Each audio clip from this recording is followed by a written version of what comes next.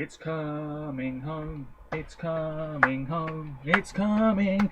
Eurovision's coming home, it's coming home. Okay, let's not get carried away. Okay, time for a new video, and whether you are somebody new to my channel or you are returning to my channel to watch this video, it is greatly appreciated. As always, I'm filming this video in one go, so if I stumble over my words moving forwards, apologies about that. And also, if the quality of this video is fairly poor as well, if there's any lag, anything like that at all, sadly it cannot be helped, and hopefully it is not too much of an issue for you. It's also exceptionally warm here in England at the moment, so I have my fan on in the background. Apologies if you can hear that whirring away too. So, this is yet another Eurovision related video here on my channel, and it's time for the first of what I'm sure will be many videos regarding the upcoming 67th edition of the Eurovision Song Contest, which, it now seems very likely, will be staged in the United Kingdom. I cannot believe I'm saying this. It's something that I didn't think I'd be saying for a long time yet. But yes, there was a statement released by the European Broadcasting Union earlier today being the 17th of June 2022, which essentially said that they have been in regular discussions with the Ukrainian broadcaster, and they have been discussing safety implications and all of that business, because of course there is a war going on in Eastern Europe at the moment. And these discussions, they were going backwards and forwards very regularly ever since Ukraine won in Turin last month, with Stefania by Kalish Orchestra of course, but unfortunately the safety of the delegations and the artists and the fans and the press and all of that stuff can't be ensured. That's essentially what the statement was getting at. As such, next year's edition will be the first since 1980 not to be staged in the country that won the previous competition. And so, the runner-up of the Turin show, that is the UK, smashing job by Sam Ryder of course with Spaceman, that song still doing great things at the moment, and his career is going to go from strength to strength, that is for sure. Apparently, the EBU are now opening discussions with the British Broadcasting Corporation, the BBC. This is very exciting as a British Eurovision fan, and obviously there will be a lot of videos anyway from me moving forwards, but perhaps even more so now, because I'm here in the UK, I'm here in England, so I'm seeing a lot of the information as soon as it's announced. I'm seeing a lot of things that maybe people on the other side of the continent won't see for a while, I don't know. It's already been mentioned on the news, there's going to be a lot of stuff in the newspapers tomorrow, I'm sure. It's very exciting times, but we cannot get carried away. I mean, I know that I was just singing It's Coming Home, but come on now, if it was really coming home, Eurovision would be in Switzerland next year. I have this newspaper article, this is from yesterday, and I'll just read it briefly to you here. The UK will get to host 2023's Eurovision if this year's winners Ukraine are unable to do so because of the conflict with Russia. It is a tremendous shame for all Ukrainians, because I think if the contest was to be in Kyiv next year, it would be a very unifying and wholesome event, and it would mean a great deal to the Ukrainian people to stage something like this after such a traumatic year or two, you know. But unfortunately, and I think it is the right choice, I really do think it is the right choice, and I think most Eurovision fans will agree with me here when I say that it never looked likely to be in Ukraine next year. You've got less than a year to prepare to host this monumental event, and you need to have the money, the infrastructure, the time, the know-how, and I'm not, you know, saying that Ukraine don't have any of that. They've hosted this event successfully twice in the past, and Junior Eurovision too. But unless matters significantly improve in Ukraine very soon, they're not hosting anything anytime soon. Let's be realistic here. And I think the EBU sort of clocked onto that and said, look, we want it to be in Ukraine, it's just not possible. We need it to be somewhere safer. And in a way, I think next year's competition might be maybe some sort of reset for Eurovision in a bit of a way. I don't know, you know, ushering in a new era of the contest. Maybe, I don't know. Of course, it's worth saying that the UK has stepped in before, well in the past, when other countries weren't able to do so. The UK's hosted in London, Birmingham, Edinburgh, Harrogate and Brighton before. And when the UK hosts, it's usually a big deal. Of course, ABBA kick-started their career pretty much when they won Eurovision in Brighton in 1974. Germany had their first win in Harrogate in 82. Yeah, when the UK hosts, they go big. Anyway, this article goes on to say that since then, the president of Spain's broadcaster RTVE has said his country, which finished third, is determined to win the song contest and get to stage it. But he conceded it will be the UK in the reserve position for next year's event. Plans are quietly in motion, and it looks like Glasgow, which is one of the biggest cities in Scotland, is being lined up as the lucky city. The OVO Hydro Arena, which has a capacity of about 12 to 14,000, I think, and you may well have seen the exterior of it in the Eurovision Fire Saga movie, has been earmarked. The contest usually takes place mid-May, and the venue is free from April the 25th to May the 27th. This doesn't mean a thing. I don't really know how far in advance venues anywhere in Europe sort of put in events for the forthcoming year or whatever like that. So I imagine quite a few venues across the UK are free next April and next May. Of course, you need about a month and a half in order to prepare everything. And it's a huge operation, even for the most established nations with brilliant infrastructure, endless pits of money, which the UK, you know, maybe doesn't have at the moment. I don't really know. But even for countries like the UK, it's a really big, serious deal. I've got an article here which is on the BBC News website, which has a picture of a beaming Sam Ryder on it.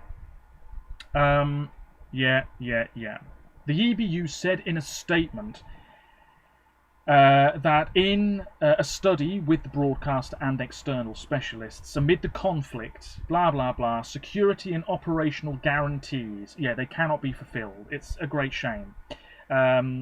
The EBU shared in the broadcaster's sadness and disappointment. Yeah, it's very sad, but you know, it's safety first, isn't it?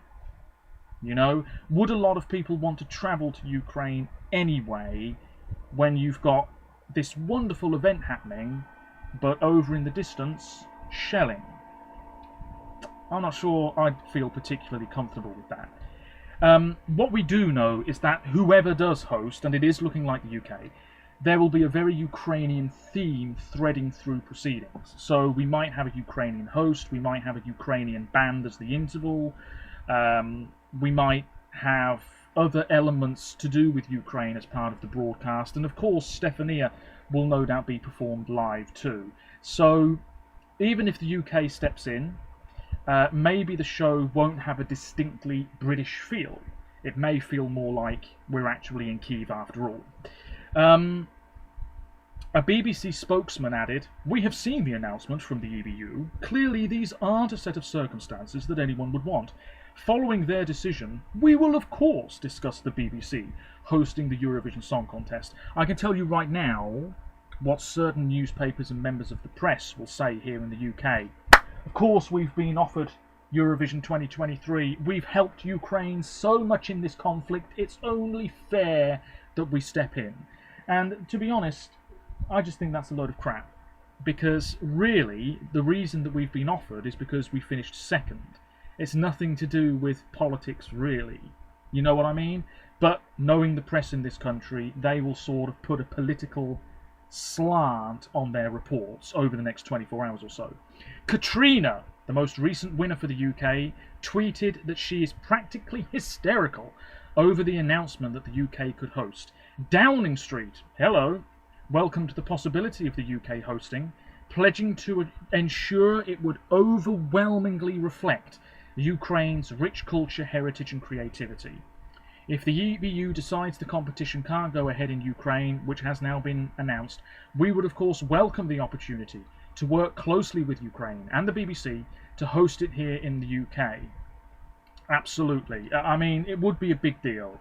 It really would. I know the BBC would go all out. There would be special shows, there would be a lot of coverage, more so than usual. There'd be an immense amount of sort of pre-contest events. It would be massive, and it would be very, very exciting. Asked if the government would help the BBC with the costs, we're slightly getting ahead of ourselves in terms of the process. I mean, come on now. Which city will do it then? Now, I've already tweeted the Royal and Derngate, which is the theatre in Northampton, which is the nearest notable venue to where I live. There's only a capacity of about 2,000, if that, but you know, it's possible. It's possible. No, Scotland's First Minister Nicola Sturgeon has put forwards Glasgow. The leader of Manchester City Council. Now, honestly, Manchester would be my pick because Manchester's never done it. Very rich historical musical background. One of the biggest cities in the UK. Great transport links. Loads of hotel rooms. Honestly, I think Manchester would be a very, very good venue, and they are building a new venue as well. Whether that's open in time for next spring, I don't know, but you never know. If it does open in time, it could be the first major event there. Anyway, the leader of Manchester City Council has said, BBC Eurovision, this is Manchester calling. Leeds has put its name forwards, apparently.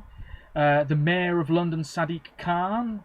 I don't think it will be London. London has enough. I think it would be Wembley Arena if London hosts, which is pretty sizable. We're ready to step up, he said, and support Ukraine, blah, blah, blah. The MP for Cardiff West, Kevin Brennan, has said clearly Eurovision should be held at the Principality Stadium with the roof closed in Cardiff with 70,000 partygoers. Well, that would be quite something, wouldn't it? Eurovision's never been held in Wales or indeed Northern Ireland. You've also got Sheffield. I think Nottingham's got a pretty decent venue. Birmingham. There's loads of football stadiums that could do it, but of course they need a roof, and that is expensive. But it's very, very exciting indeed. No doubt about it. Let's see what some of the other news articles are saying. I can't imagine they're saying a lot more than what I've just read aloud to you. Liverpool Council. This is 3 minutes ago as I'm recording this. Liverpool Council has now made, of course the Beatles are from there, has now made an official approach to the Eurovision organisers. They are now drawing up plans, options for venues, and this is from Liam Thorpe's Twitter page, by the way, and the opportunity to reflect blah, blah, blah, blah, blah. It's the same old stuff. Oh man! It's exciting. It's very exciting. Let me load up the Wikipedia page here, because of course it's not just the possibility of the UK hosting Eurovision next year. There's lots of other things that have been announced as well. A lot of countries have said they will be taking part next spring. Some countries have said they won't be participating. Some countries we know won't be involved, such as Russia, Belarus. And some countries may be returning. Andorra I was hopeful for, but it looks as though they've said no thank you. They were supposed to return last year and then it never happened. And Slovakia, I'll mention them in just a moment. But right now, 19 countries have publicly confirmed their intentions to take part. Albania, they'll be using the tried and tested format FIC, that will be around Christmas time. Austria, Cyprus, Denmark, Finland, Germany, Greece, Israel. Israel are not using the X Factor Israel this time around, they are going internal. Italy, Sanremo's final is on February the 11th, and I believe we'll know the artists by the time the year is over. Montenegro, who apparently are really throwing themselves into the grown-up contest, they're not going to be part of Junior Eurovision. The Netherlands, Norway, Poland, San Marino. San Marino are keeping their format, I believe. Serbia, Spain, who I think are expanding Benidorm Fest. Melfest in Sweden, which I think will be going back around the country. The finals on March the 11th. Ukraine and the UK. Andorra won't be involved. Belgium may be having a national final. Croatia have signed, or rather the Croatian broadcaster has signed a deal with Operatia, so Dora is likely to be used for many years to come. Monaco, unlikely to take part because their new TV channel isn't likely to launch in time. North Macedonia, this whole flag incident earlier in the year, absolute shite. I'm sure they'll be involved. Romania had a online poll about withdrawal, but it seems as though that poll was in favour of continuing to be involved in Eurovision. And Slovakia, who said no, but now they might say yes. And I think that would be very, very exciting indeed. The more the merrier. As for Kosovo, another country I haven't mentioned yet, they are looking for EBU membership, and surely they'll be given that at some point soon. So that's really all there is to say. No rumoured names yet. I did read something that apparently the UK's Sam Ryder will be a mentor to whoever represents the UK, potentially on home soil, of course, next May. Very exciting indeed. And I haven't seen really any other rumoured names for any other countries. I wouldn't be surprised if Sanremo in Italy has Diodato back, maybe Ermal Meta, Francesco Gabbani. I can see him coming back, absolutely. Annalisa. Yeah, lots of big names, I'm sure. But really, there's nothing else to add because we know so little. There's going to be a lot of information flitting around on the internet over the next week or so. It's going to be hard to keep up with it all. And I'll be back with more Eurovision in the UK related videos moving forwards. As soon as something major happens, I will try and film a video and discuss it. Let me know your thoughts in the comments below. Links as always in the description to my other social media pages. I should say that there's going to be potentially a new Instagram page coming your way. Now, I have a personal Instagram page for my original riding, link in the description. Follow it if you so wish, it would be greatly appreciated.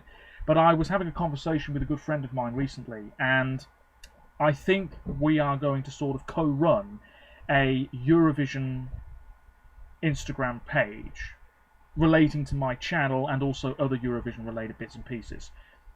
I don't know if this is going to get off the ground. There is no page as of yet, but as soon as I know, I'll probably post a comment and then there'll be a regular link in the description to that. We were having a good conversation about it. It seems quite promising. It could be up and running before the day is out. So as soon as I know, I will let you know. Keep an eye on my Twitter page as well because I'll be posting about it there. That's it. Oh, ladies and gentlemen, what exciting news. And Glasgow looks to be one of the key favourites here. Couldn't be further away from where I live. Fantastic. But it's the sort of opportunity that you can't say no to. I would have to go. And I would have to invest in a sort of camera so I can film myself having the time of my life at whatever venue it is next May. But let's not get carried away. There's still a long, long way to go. That's it. Let me know what you think. Apologies if the quality wasn't that great. And until next time, take care of yourselves, stay safe, and I'll be back soon with more videos. Bye for now.